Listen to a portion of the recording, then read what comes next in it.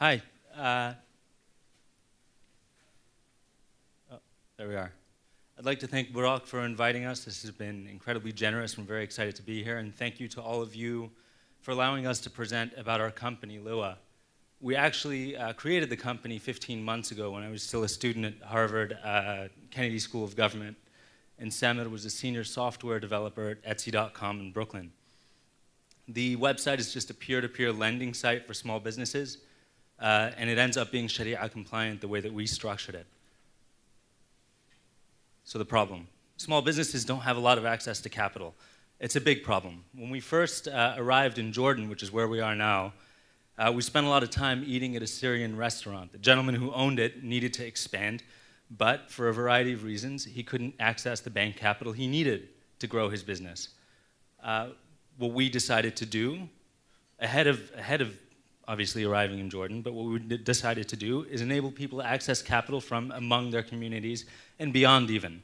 So that's what our website is. So how does Liwwa work?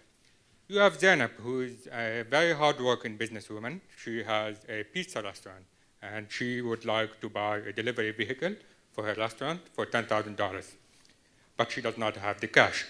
So she creates a Liwwa profile.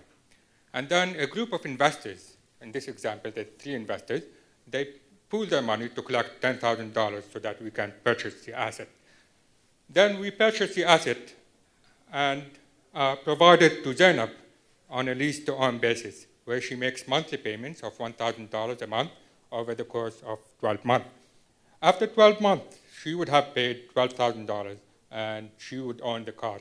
The $12,000 go back to the investors. So the difference between $12,000 and the retail price of the car, which is $10,000, is the profit that the investors get. Furthermore, this transaction revolves around asset exchange.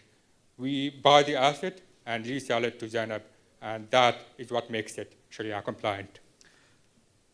So as I mentioned earlier, we incorporated in the US when I was still a student, and Samir was still in New York. We've since moved out to the region, so we're in Jordan. We've funded 3 small businesses.